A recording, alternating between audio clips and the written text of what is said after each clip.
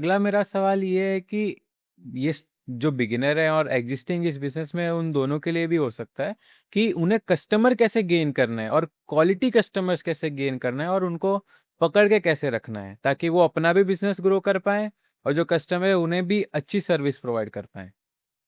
देखिए जो कस्टमर पकड़ के रखना है या गेन करना है, दोनों थोड़ी बातें अलग-अलग हैं। सबसे पहले तो कस्टमर पकड़ना आना चाहिए कि जैसे एक अगर फिशरमैन की अगर एग्जांपल देता हूँ मैं, कि फिशरमैन के पास में कोई मछली पकड़ने का कांटा हो जाने से वो फिशरमैन नहीं बन जाता है। इंस्ट्रूमेंट होने से आप फिशरमैन नहीं बन जाओगे। फिशरमैन के लिए आपको उसकी फिशरमैन की ट्रेनिंग, उतना टाइम, उतने एफर्ट्स डालने होंगे। क्या आपने उतने एफर्ट्स डाले हैं उसमें? तो फर्स्ट ऑफ ऑल, अगर आप ट्रांसपोर्ट की बात करते हैं तो ट्रांसपोर्ट में कस्टमर को पकड़ने के लिए आपको एक वैसा एक्सपीरियंस बनाना है अपना।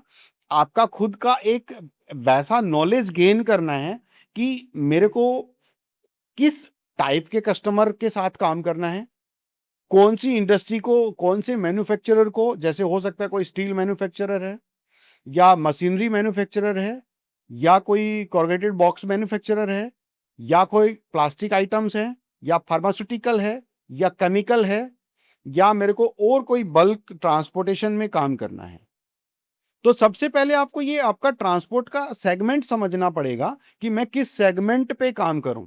अगर आप सेगमेंट डिसाइड कर लेते हो तो आपके सक्सेस होने के रेट ज्यादा बढ़ जाते हैं। और आपके पास में अगर आप मार्केट में किसी कस्टमर को, क्लाइंट को काम ढूंढने के लिए जा रहे हैं या मार्केटिंग के लिए जा रहे हैं, तो सबसे पहले आपको उस नॉलेज को गेन करना है।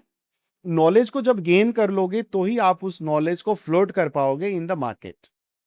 तो नॉलेज गेन करने के लिए आपको बेसिक रूट्स पता होने चाहिए, डेस्टिनेशंस पता होने चाहिए। जैसे कि एक मैं बेसिक बात करता हूं, अगर मैं मुंबई में किसी एरिया में वाशी में एक इंडस्ट्रियल एरिया के अंदर मैं किसी कस्टमर के पास जाता हूं और उस कस्टमर ने कहा कि 9 टन की गाड़ी दिल्ली के लिए चाहिए है, क्या आप प्रोवाइड कर देंगे? अगर आपको 9 टन की गाड़ी का रेट नहीं पता होगा या 9 टन की गाड़ी में क्या मटेरियल लोड करेगा वो, तो आप उसको रेट कोट कर ही नहीं पाएंगे।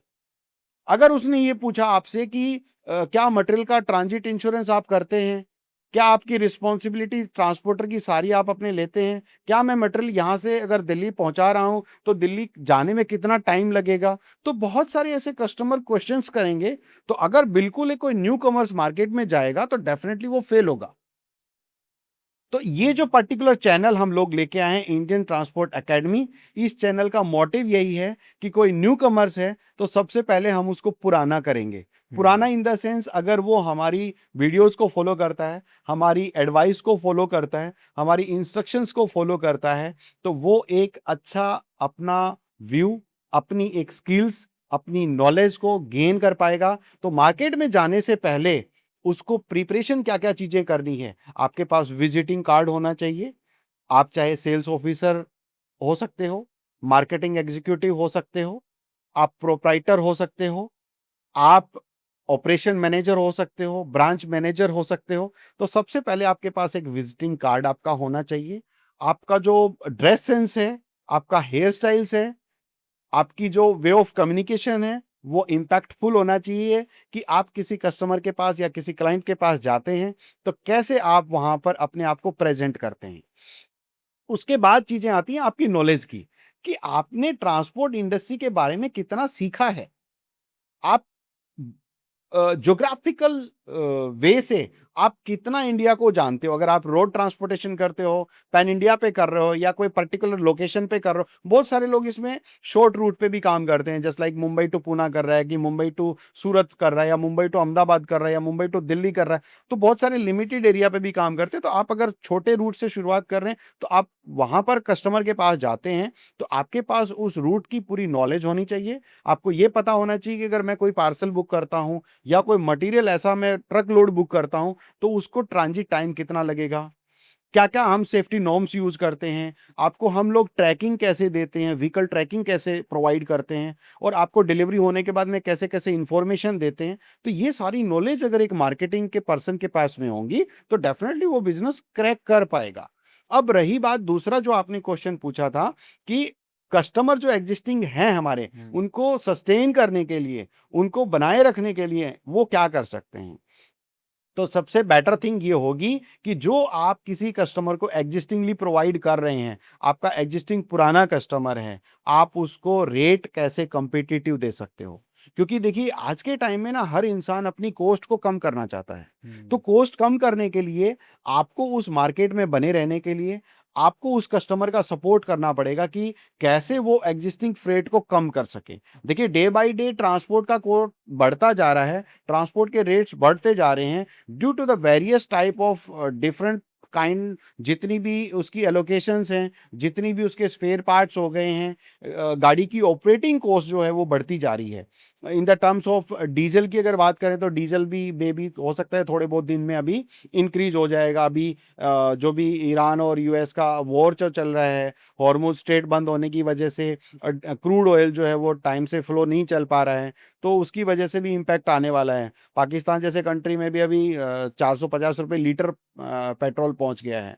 तो यहाँ भी ज़्यादा दिन नहीं है, मे बी हो सकती हैं वो सब चीज़ें। तो ऑपरेशन कॉस्ट बढ़ जाने की वजह से इस तरह की चीज़ें आती हैं। तो क्लाइंट क्या चाहेगा कि ऐसा कोई ट्रांसपोर्ट कंपनी हो, ऐसा कोई ट्रांसपोर्ट एजेंसी हो जो उसकी कॉस्ट को कम कर सके, जो उसके टाइम पे उसको मटेरियल डिलीवर कर सके। देखिए, मैं अगर समझता हूँ कि किसी कस्टमर को सस्टेन करने के लिए, किसी कस्टमर को वहाँ पे आपके लिए फ़ेवरेबल बनाने के लिए आपको 3 चीज़ों पे काम करना होगा।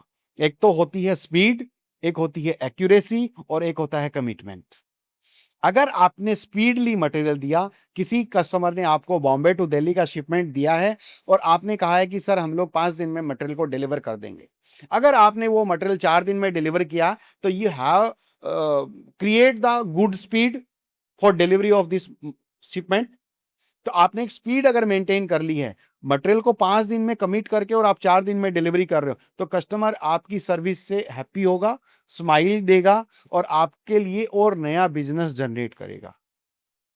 दूसरी बात है कि आप कैसे एक्यूरेसी पे काम करते हो।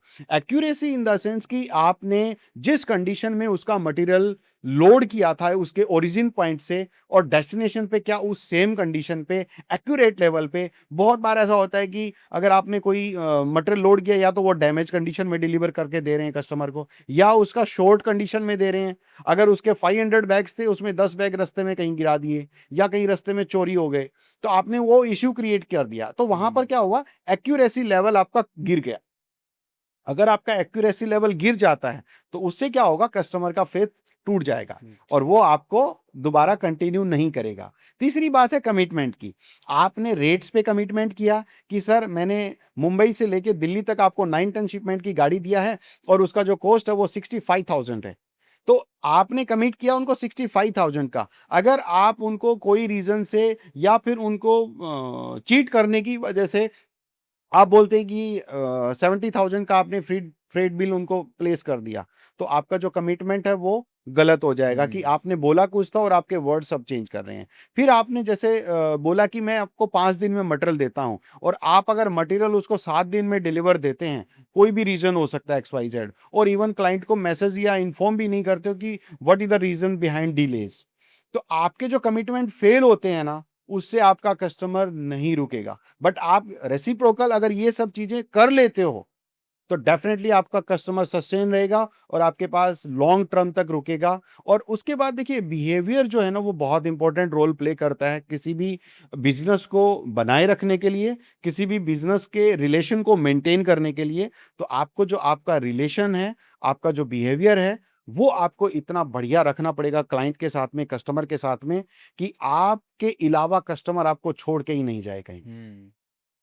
तो आप जैसे बचपन में देखते हैं कि जो बच्चे होते हैं, जो उनको ज़्यादा प्यार करता है, चाहे घर में दादा करता है, दादी करती है, तो उसके पास ही बच्चे जल्दी भाग-भाग के जाते हैं, जो उनको चॉकलेट देता है, उनको घुमाने लेके जाता है या उनको कुछ गेम एक्टिविटी करवाते हैं, तो बच्चे उनके पास ही जाना पसंद करते हैं। तो कस्टमर भी ऐसा ही होता है, आपको उसको एंटरटेन कराना पड़ेगा वैसे, आपको उसको केयर करना पड़ेगा वैसे, आपको उसको सर्व करना पड़ेगा बेटर तरीके से, तभी वो आपके पास सस्टेन हो पाएगा, तभी वो रुक पाएगा आपके पास में।